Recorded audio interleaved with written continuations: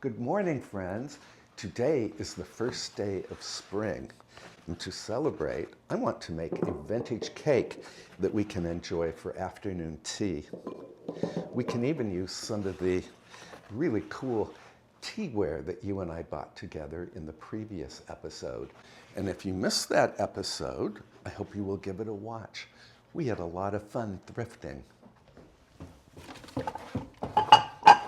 Also, I want to plant my 3 varieties of onion seeds today.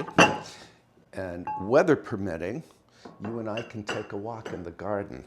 I have not seen the garden in several weeks or even 2 months because it has been covered until recently with 20 inches of snow.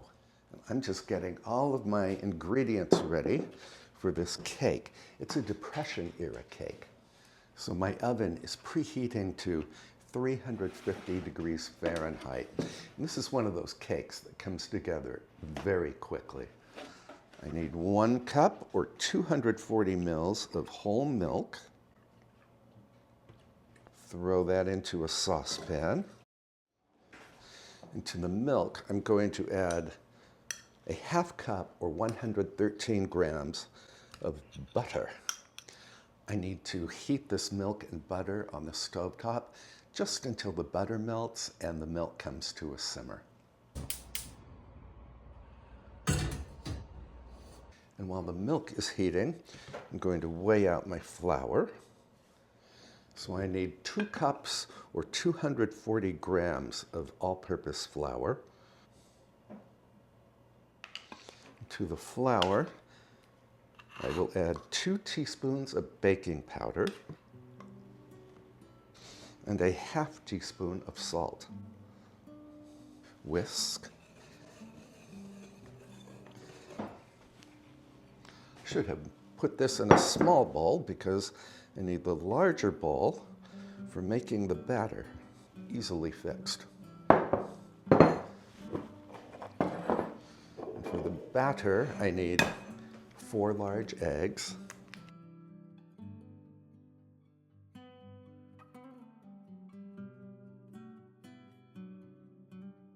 and 2 cups or 400 grams of granulated sugar. And I'm going to beat the butter and sugar together with my little hand beaters here, just until the mixture turns pale and thick and fluffy. My butter has melted and the milk has come to a simmer, so now we can take this off heat. My friends, I can tell you right now that this cake exceeded all of my expectations. I hope you will give it a try someday. Well, this looks just gorgeous. And speaking of vintage cakes and vintage teaware, I also have vintage electric beaters. These must be 30 years old. If you have cordless electric beaters, please drop me a note in the comments and let me know if you think I should buy such a gadget too. Now we can beat in the dry ingredients.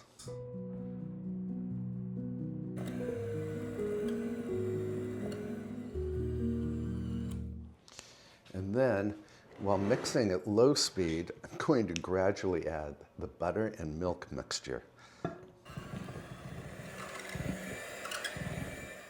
In true Kevin Lee Jacobs fashion, I forgot to add vanilla extract.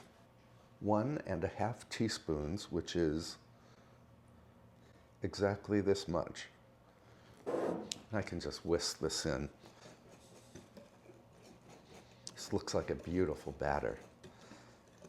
And how easy was this batter to make? And my 9x13 baking dish, which I have greased and lined with parchment. Now the parchment is here just to make the cake easy to unmold. And in you go.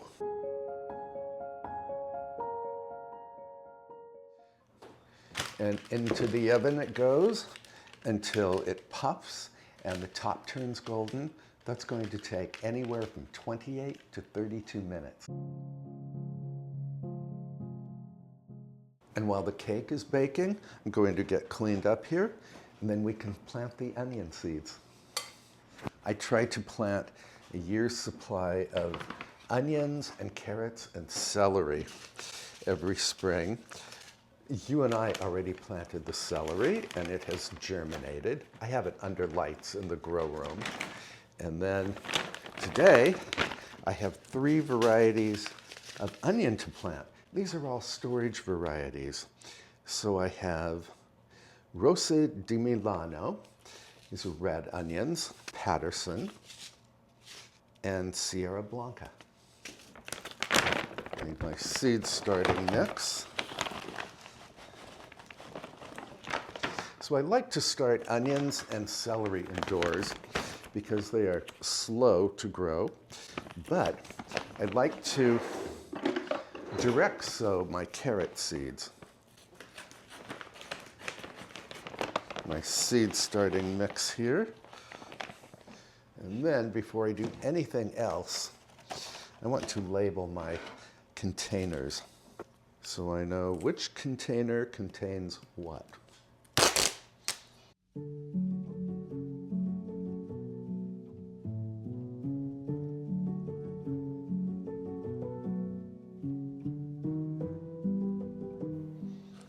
Nice thing about onion seeds is you can plant a lot of them in a small container.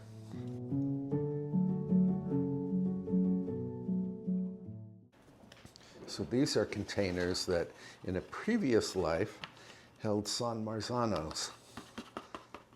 Next, I need to moisten the seed starting mix because it is very dry. And you do not want to plant seeds in dry seed starting mix. And we can make mud pies.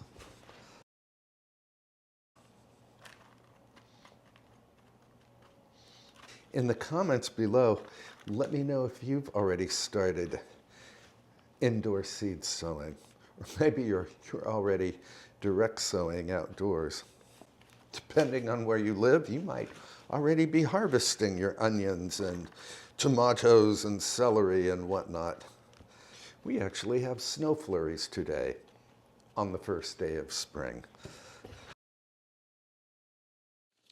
So there are a minimum of 250 seeds in each of these packets. And I bought my seeds from Johnny's.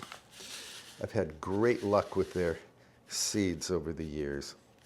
I am going to plant, let's see, about 20 seeds in each of these containers.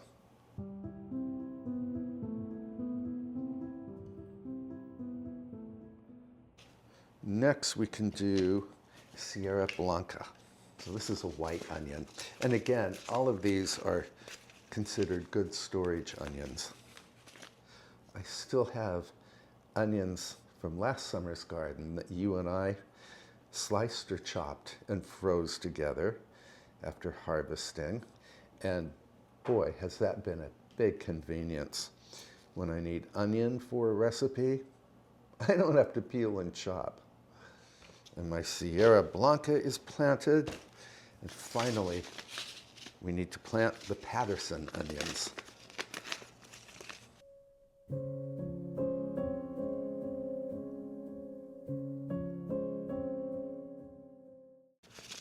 When I planted onions indoors last year, I think they germinated within a week.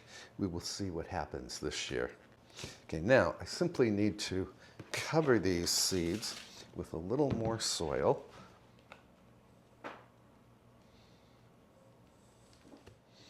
Press down to make sure there is good contact between seed and seed starting mix. And then to finish, I always like to add a thin layer of vermiculite because it stops algae from growing.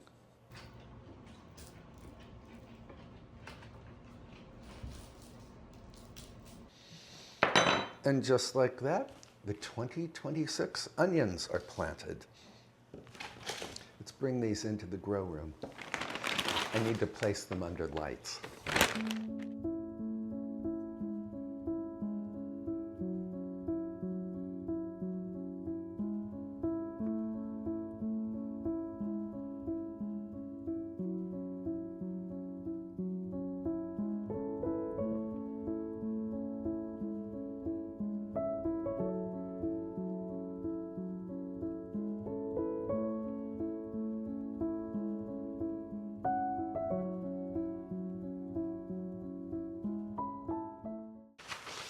And in the time it took to plant the onion seeds, I think our cake is ready.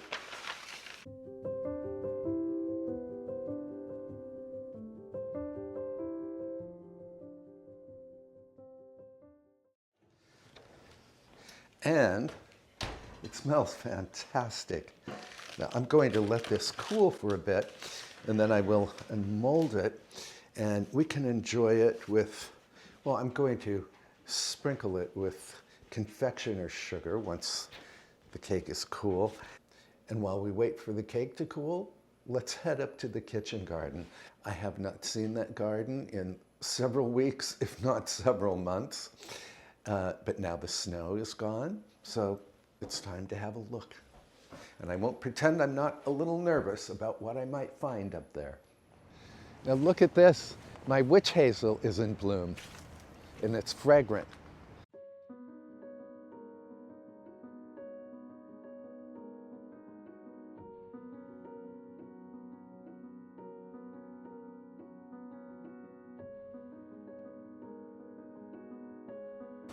I already see some serious winter damage over here. A whole tree has come down.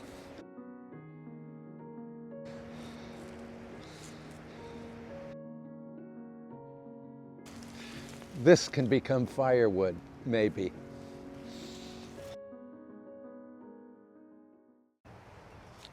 I see a pretty sight in the kitchen garden already. I also see a lot of jobs that did not get accomplished before winter kicked in. For instance, I didn't clean up any of these beds, well, except for one. And that's where we have the garlic. As you might recall, you and I planted all of this garlic last October, and it seems to be doing very well.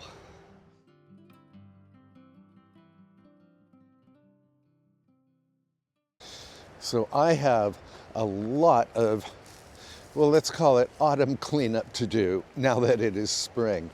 These were sweet peas, which I will be growing again. Hanging basket I can take down. This is compost over here. I just need to chop it up. Snapdragons were here last year. I'm not sure if I will plant snapdragons in the same place this spring, but I will plant a lot of snapdragons.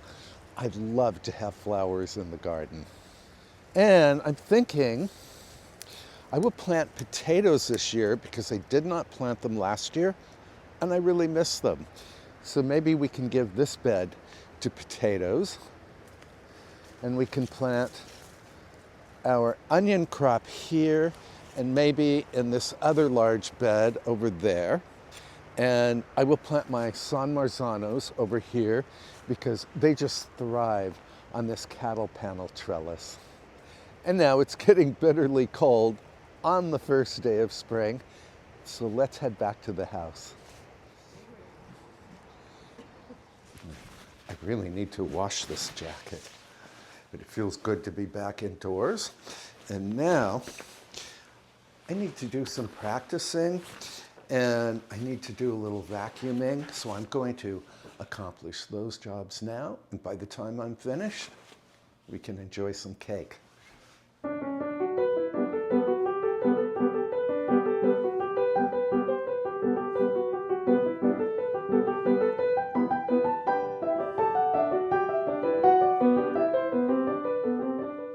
This is the piano number 1 part of Rachmaninoff's Suite for 2 pianos.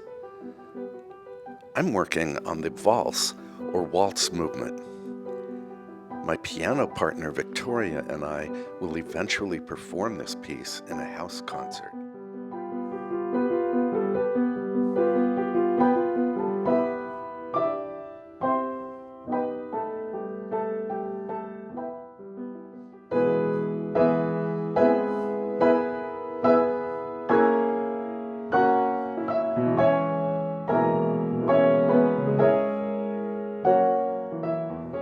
I will spend about 2 hours practicing piano today. Then I will vacuum all of the first floor rooms in this house. And as a reward for the piano and housework, I will treat myself to some of the cake we made earlier. I'm looking forward to tasting it with you.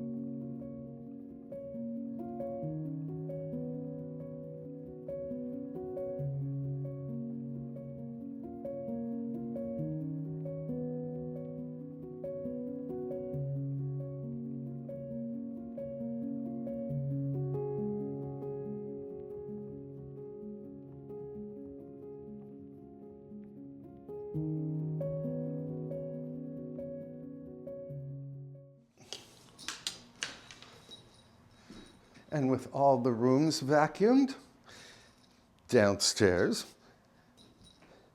we can have some quality playtime with Mr. Goldie. You gonna jump? Show us what you can do. Are you a trained seal? I guess not.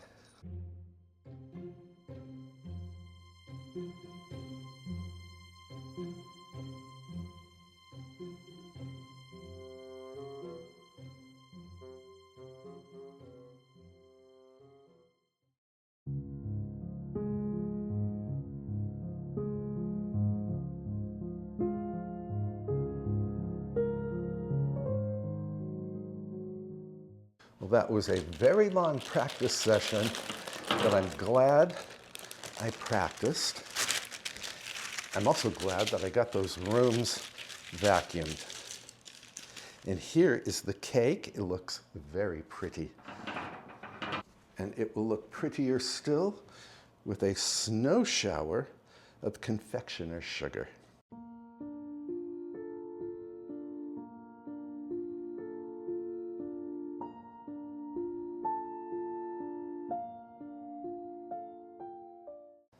The edge is very crisp, and since one piece is broken, I might as well do this.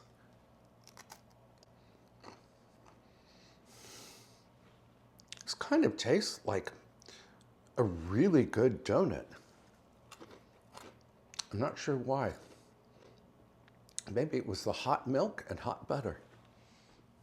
So this is the Spode camelaware that we purchased in the previous episode. I purchased a lot of it for only $40. Can you believe that? For the tea, I'm going to do Tierra Farm orange spice. I think it will go very well with this cake.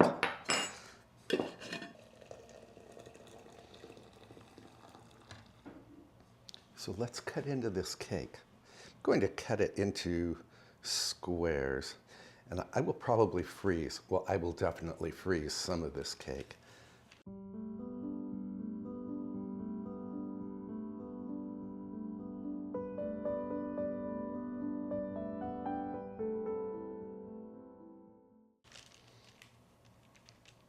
Look at that crumb. This looks like a very light but moist cake. I lit a fire in the parlor, so let's have our tea and cake in there.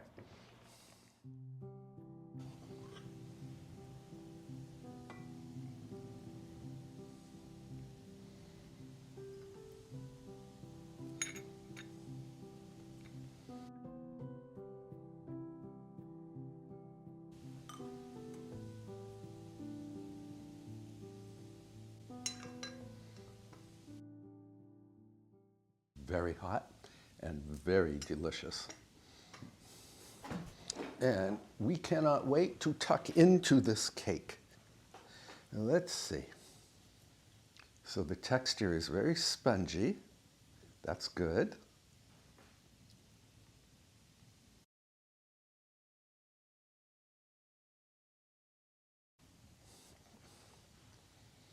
For such a simple cake to make, this thing is outrageously delicious. So, and I don't think I ever told you the name of the cake. It's a hot milk cake. And I don't know what the hot milk does, but it certainly creates a very unique texture for the cake. Well, that and the butter. I think this is one of the best cakes to ever emerge from my kitchen. I love it. Lizette, why don't you have a piece too? It's light. To me, it almost tastes lemony, although there is no lemon in this cake. This is wonderful. You like it? Yeah, I love it. Oh, you love it. Oh, that's good. Yeah, this cake gets a 5 out of 5 stars from me. And I will put a link to the recipe in the description box below. And thank you so much for spending time with me today as we made this incredible cake. And we planted onion seeds and we visited the kitchen garden after a very long absence. And we vacuumed almost all of the rooms in the downstairs of this house. What else did we do? Oh, and I practiced. Again, thank you so much for being here with me today. Thank you for being you, and I can't wait to see you next time. Bye for now, friends.